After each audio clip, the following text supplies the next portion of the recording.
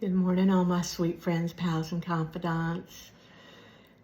It's Thursday. I didn't think I was going to be able to do a video today because I have a lot to do and I need to leave the house by 8.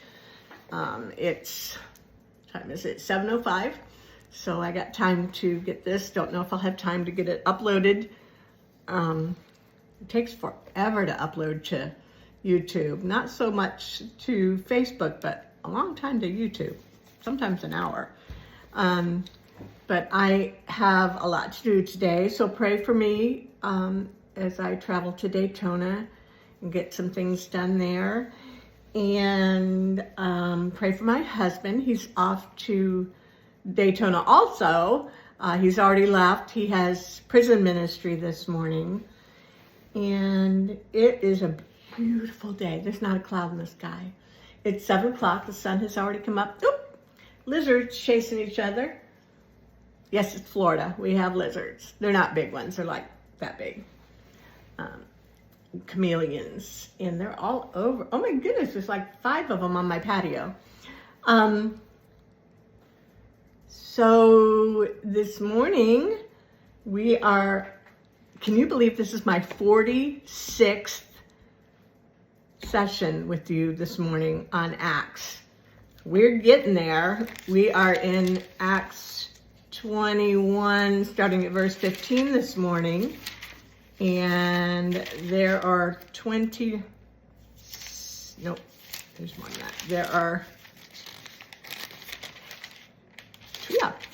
chapters in the book of Acts. So we've only got, today we'll finish up 21, and then we'll start 22.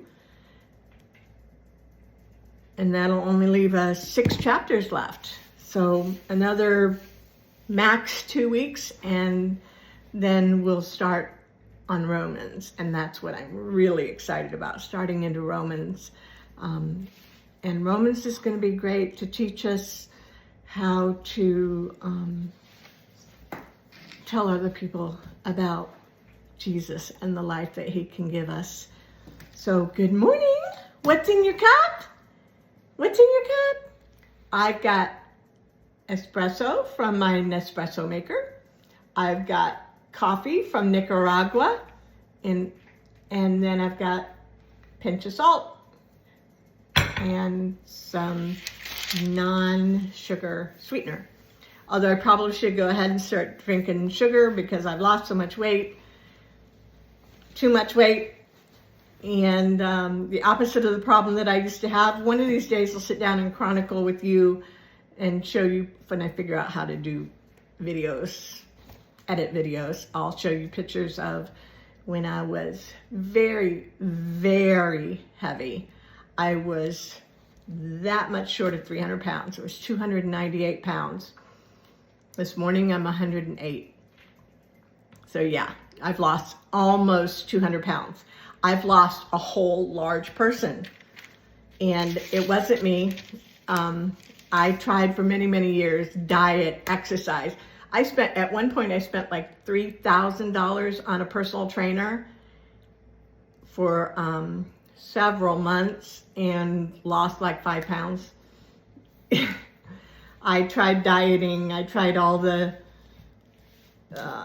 programs, Weight Watchers, Jenny Craig, you name it, lean cuisine, although I do like lean cuisines. They have some, especially now that they have the protein plus. I actually have one in my refrigerator right now for my lunches. Actually, I have a couple in my freezer right now for lunches. So yeah, I had bariatric surgery. I had a full gastric bypass, which is the biggest one that you can get. And I did that because I had a lot of weight to lose, and 2, I don't want it to come back. So banding, I had noticed that a lot of friends of mine that had had banding, 1, didn't lose it all, and 2, once they did, they started gaining it all back. So it was pointless. It was a wasted surgery. I didn't want to waste this. I was sick and tired of being heavy, and I just wanted my life back. I grew up a very tiny person, And so I wanted to get that back. I was tiny, even after I had my kids, after I had Ricky, my youngest, who is now 40, let's see, Shale's 50, Michael's going to be 48, so Ricky's going to be 46 next month. Wow. My baby's going to be 46. And today is his and his wife's anniversary, so happy anniversary, Ricky and Jessica. They've done amazing. They have 2 grown adult sons who are off on their own in their own relationships. And Jessica has her own hair salon, and she is the praise and worship leader at their church. And Ricky manages a Pizza Hut, and he is amazing. I'm so proud of my youngest son. He's very much like me. He's never met a stranger. He's a little bit leerier than I am of people. I always look for the good in people. And I think my kids do too. Michael definitely does, my oldest boy. If you don't know me, I have 3 children. My daughter, Shale, is 50. Michael will be 48 in November, and Ricky will be 46 next month, October 16th. So that's my family. Okay, let's get into Acts. We are in Acts. Where are we? Chapter 21, verse 15. So grab your Bible. Doesn't matter what version you get. Put this on pause, grab your Bible, read along with me. I'm reading out of the New King James. You can read out of any version of the Bible. It says the same thing, it just says it differently. And whatever version of the Bible that you use, it's easier for you to understand, use it. I like this one. This was given to me by a friend in Port Orange. His name is Ed Arpin.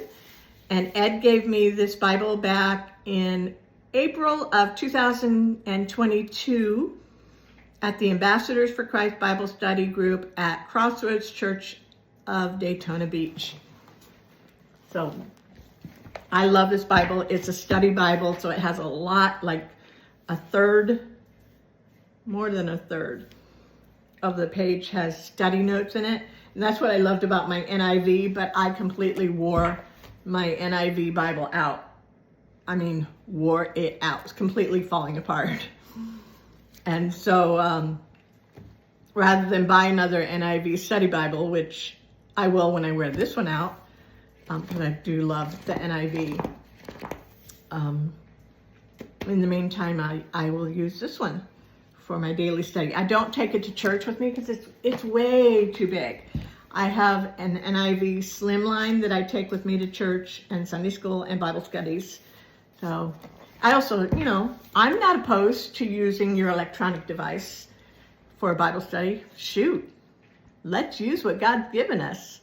If that's the only Bible you have, then use it. If you don't have a paper Bible and you don't have a Bible downloaded into your phone, download it today. As soon as we're done, go on your, whatever it is, the app store, and get a Bible. They're free. There's lots of free ones in there.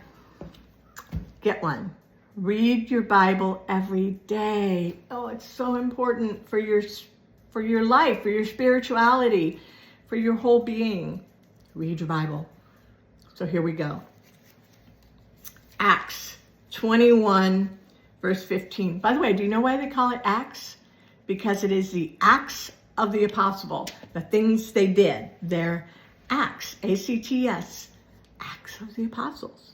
Okay.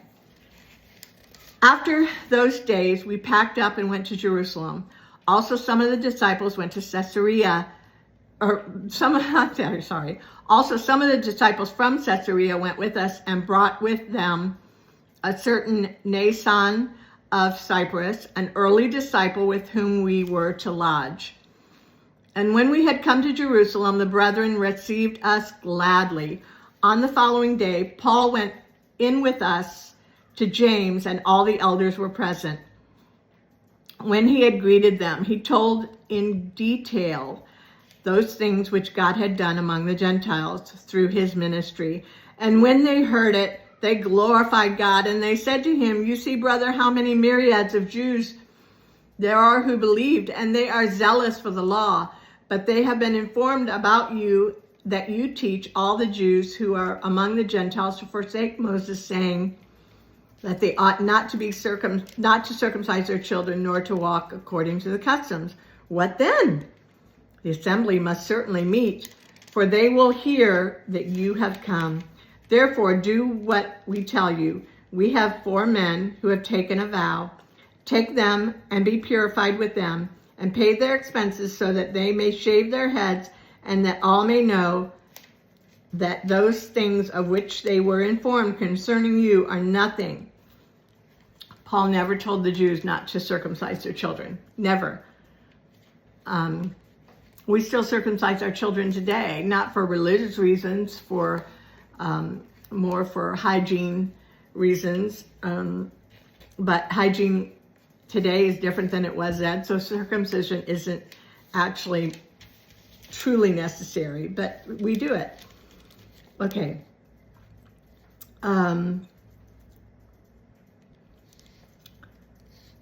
But that you yourself also walk orderly, keep the law. But concerning the Gentiles who believe, we have written and decided that they should observe no such thing, except that they should keep themselves from things offered to idols, from blood, from things strangled, and from sexual immorality. Then Paul took the men, and the next day, having been purified with them, entered the temple to announce the expiration of the days of purification, at which time an offering should be made for each one of them. Now when the 7 days were almost ended, the Jews from Asia, seeing him in the temple, stirred up the whole crowd and laid hands on him, crying out, "Men of Israel, help! This is the man who teaches all men everywhere against the people, the law, and this place." And furthermore, he also brought Greeks into the temple and has defiled this holy place. For they had previously seen Trophimus, the Ephesian, with him in the city, whom they supposed that Paul had brought into the temple.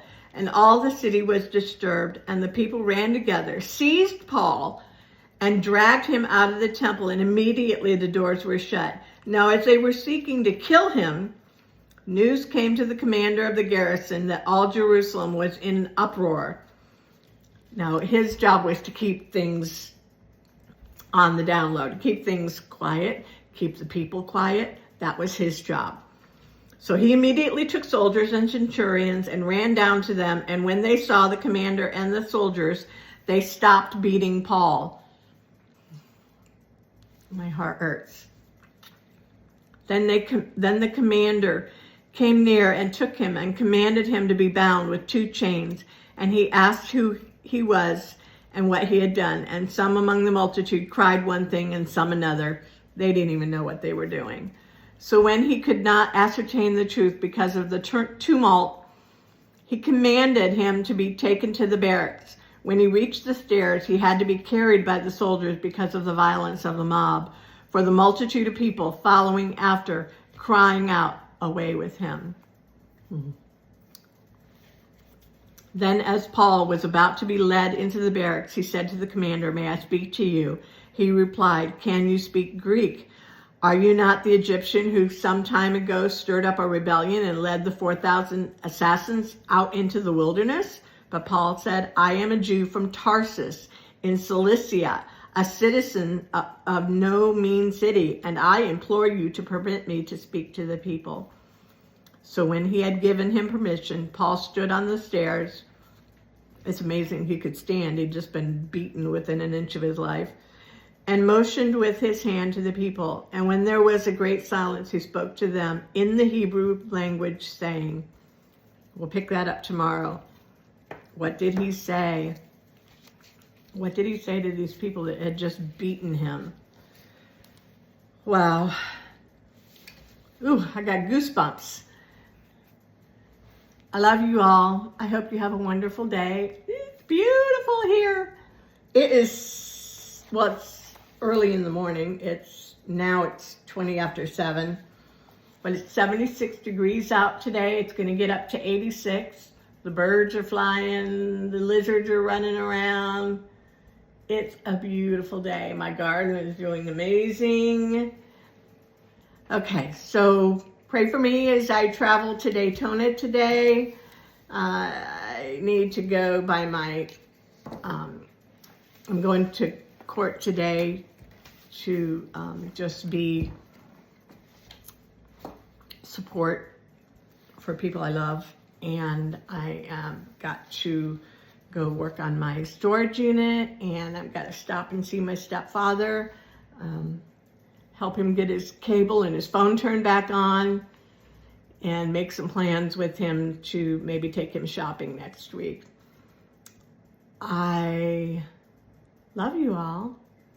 I hope you have a great day in the Lord today. Do something to bless others, because it will come back and bless you. I promise you. I promise. I love you all. Be loving. Be joyful. Show people Jesus through you. Bye.